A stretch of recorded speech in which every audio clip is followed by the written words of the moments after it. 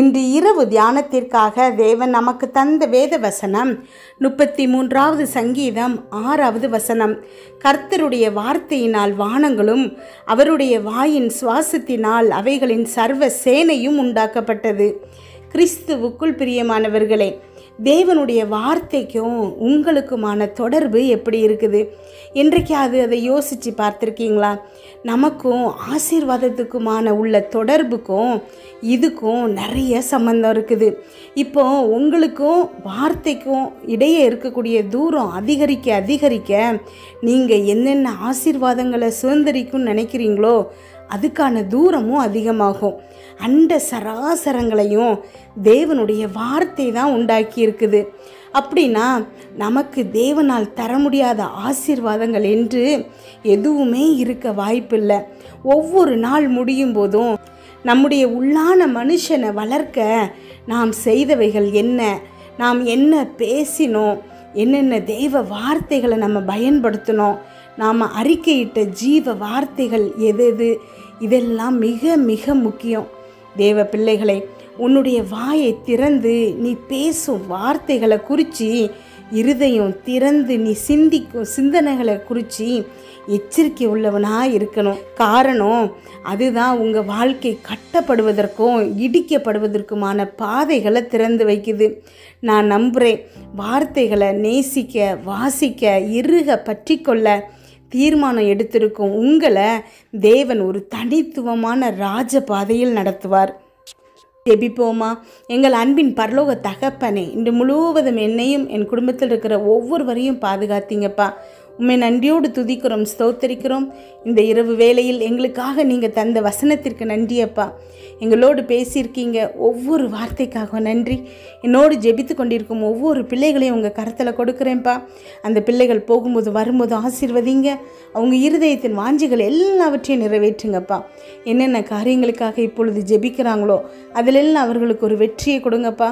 கமெண்டில் ஜெபிக்க சொல்லியிருக்கிற ஒவ்வொரு பிள்ளைகளுக்காக ஜெபிக்கிறோம்ப்பா. அந்த பிள்ளைகளுடைய எல்லா ரிக்வஸ்ட்டையும் நன்றி சொல்லுகிற மெசேஜாக மாற்றுகிறமைக்காக நன்றியப்பா.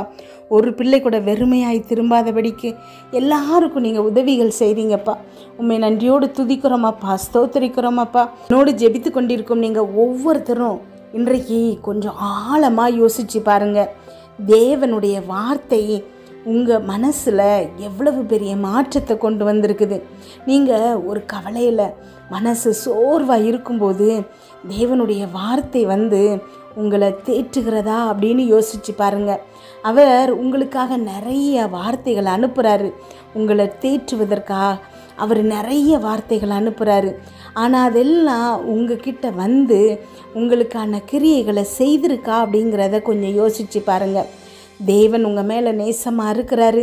அவர் நீங்கள் சோர்ந்து போகக்கூடாதுன்னு சொல்லி ஒவ்வொரு நேரமும் பார்த்து பார்த்து உங்களை தேற்றுபவராக இருக்கிறாரு. ஆவியானவர் உங்களுக்கு உதவி செய்கிறாரு. ஆனால் நாம் அதெல்லாம் லிசன் பண்ணுறோமா? உலக பிரகாரமான ஏதாவது ஒரு காரியத்தில் ஈடுபடுறோம், இல்லை யாரு கூடையாவது சேர்ந்து மனுஷங்க பேசுகிறத நம்பி அதில் ஏதாவது நமக்கு லாபம் கிடைக்குமா அப்படின்னு யோசிக்கிறோம். ஆனால் ஒரு கஷ்டம்னு வந்தால் தேவனுடைய வார்த்தையை தியானிக்கிறத எத்தனை பேர் பழக்கமாக வச்சுருக்கோம்?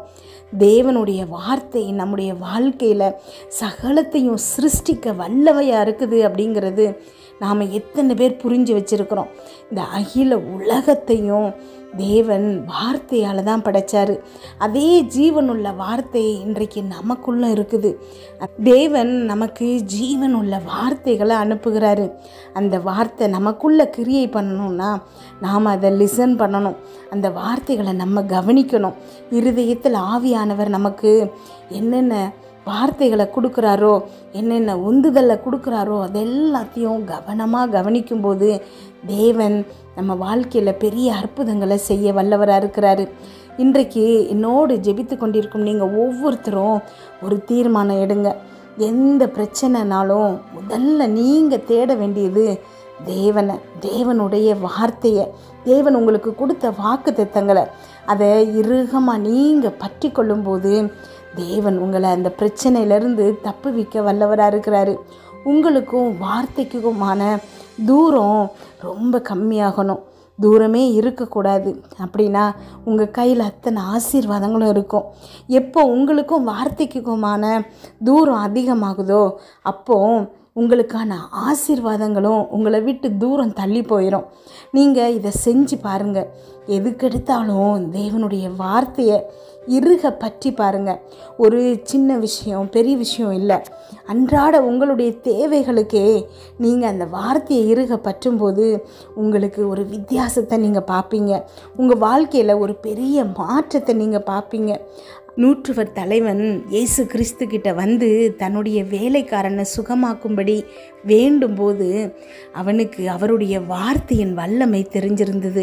அதனால தான் இயேசு கிறிஸ்து பயங்கர ஆச்சரியமாகி அந்த விசுவாசத்தை புகழ்கிறாரு. இன்றைக்கு உங்களுடைய விசுவாசம் எப்படி இருக்குது? தேவனுடைய வார்த்தை உங்கள் வாழ்க்கையில் சிருஷ்டிக்குங்கிறத நீங்கள் நம்புறீங்களா? நீங்கள் விசுவாசிக்கிறீங்களா? நீங்கள் வேதம் வாசிக்கும் போதோ இல்லை ஜெபம் பண்ணும்போதோ இல்லை ஏதாவது ஒரு இறை மனிதனின் வார்த்தைகளை நீங்கள் கேட்டுட்ருக்கும் போதோ உங்களுக்குன்னு ஒரு வார்த்தை வரும். அந்த வார்த்தையை நீங்கள் கவனமாக பிடிச்சி அதை தியானிக்கிறீங்களா? நீங்கள் அதை அசால்ட்டாக நினச்சிங்கன்னா உங்கள் வாழ்க்கையில் அது எதுவுமே கிரியை செய்யாது. ஆனால் உங்களுக்கு நேராக அந்த வார்த்தை வரும்போது கவனமாக நீங்கள் அதை இறுக பற்றி கொண்டீங்க அப்படின்னா அது உங்கள் வாழ்க்கையே மாற்றுகிற வல்லமை உடையது. இதுக்கப்புறம் உங்களுடைய வாழ்க்கை வேறு மாதிரி இருக்கும். இதுவரைக்கும் உங்கள் வாழ்க்கை வேறு மாதிரி இருந்திருக்கும். ஆனால் இதுக்கு அப்புறம் இந்த வார்த்தையை நீங்கள் பிடித்து கொண்டதுக்கு அப்புறம் உங்களுடைய வாழ்க்கை வேறு லெவலில் மாறிடும். இது அதி நிச்சயமான உண்மை. ஏன்னா வார்த்தைங்கிறது இயேசு கிறிஸ்துவானவர். அந்த வார்த்தைங்கிறத வச்சு தான் தேவன் இந்த உலகம் முழுவதையும் சிருஷ்டித்தார். அவருடைய வாயின் சுவாசத்தினால தான் சர்வ சேனையும் உண்டாக்கப்பட்டது. இன்றைக்கு உங்கள் வாழ்க்கையில் நீங்கள் பார்க்குற எதிரியை அந்த வார்த்தையை சரி பண்ண வல்லமையோடு இருக்குது. உங்களுக்கு இருக்கக்கூடிய கஷ்டங்களை நீக்கிறதுக்கு அந்த வார்த்தைக்கு வல்லமை இருக்குது. உங்கள் முன்னாடி இருக்கிற மலை போன்ற பிரச்சனை ஒன்றுமே இல்லாமல் ஆக்குவதற்கு அந்த வார்த்தைக்கு வல்லமை இருக்குது. உங்கள் பிள்ளைகளின் வாழ்வில் இருக்கக்கூடிய அத்தனை தடைகளையும் உடைப்பதற்கு அந்த வார்த்தைக்கு வல்லமை இருக்குது. உங்கள் வாழ்க்கையில் நீங்கள் இழந்து போனவை அத்தனைவற்றையும் திருப்பி தருவதற்கு அந்த வார்த்தைக்கு வல்லமை இருக்குது. நீங்கள் எந்த இடத்துல அவமானப்பட்டீங்களோ வெட்கப்பட்டீங்களோ அந்த இடத்துல உங்கள் தலையை நிமிர செய்வதற்கு அந்த வார்த்தைக்கு வல்லமை இருக்குது. உங்களை இகழ்ந்து பேசினவங்க முன்னாடி உங்கள் வாழ்க்கையை அடுத்த லெவலுக்கு உயர்த்துவதற்கு அந்த வார்த்தைக்கு வல்லமை இருக்குது. அந்த வார்த்தையால் செய்ய முடியாத காரியம் எதுவுமே இல்லை. அந்த வார்த்தையால் முடியாத விஷயங்கிறது எதுவுமே இந்த உலகத்தில் இல்லை. ஏன்னா சகலமும் அந்த வார்த்தை மூலமாக தான் சிருஷ்டிக்கப்பட்டது. இன்றைக்கு நீங்கள் ஒரு முடிவெடுங்க. உங்களுக்கு என்ன பிரச்சனையோ என்ன கஷ்டமோ எதனால் நீங்கள் கவலைப்படுறீங்களோ, உங்கள் கண்ணீருக்கு காரணம் எதுவோ, உங்கள் தோல்விக்கு காரணம் எதுவோ அதை கண்டுபிடிங்க. அதுக்கான வார்த்தையை வேதத்தில் கண்டுபிடிங்க. அந்த வார்த்தைக்கும் உங்களுக்குமான தூரத்தை கம்மி பண்ணுங்க. அந்த வார்த்தையை உங்களோடு எப்பொழுதும் இணைத்து வைத்து கொள்ளுங்க. இரவும் பகலும் நீங்கள் அந்த வார்த்தையை தியானிச்சுட்டே இருக்கும்போது அந்த தூரங்கிறது அங்கே இருக்காது. நீங்களும் வார்த்தையும் ஒன்றாகிடுவீங்க. அப்படி ஆயிட்டீங்கன்னா உங்களுடைய ஆசீர்வாதம் உங்களுக்கு இம்மீடியட்டாக கிடைக்கும். தேவன் அதுக்காக தான் காத்துட்ருக்கிறாரு. இன்றைக்கு என்னோடு ஜெபித்து கொண்டிருக்கும் இந்த ஒவ்வொரு பிள்ளைகளையும் உங்கள் கருத்தில் கொடுக்குறேன்ப்பா. அந்த பிள்ளைகளுடைய இருதயத்துக்கும் அப்பா உம்முடைய வார்த்தைக்கும் வாக்கு தத்துவத்துக்கும் இருக்கக்கூடிய தூரம் எல்லாம் ஆகணும் ஏசப்பா. அவங்களும் வார்த்தையும் ஒன்றாக பிணைக்கப்படணும்ப்பா. இன்றைக்கு அந்த பிள்ளைகள் அத்தனை பேரும் அவங்களுடைய ஆசீர்வாதங்களை ரிசீவ் பண்ணணும்ப்பா.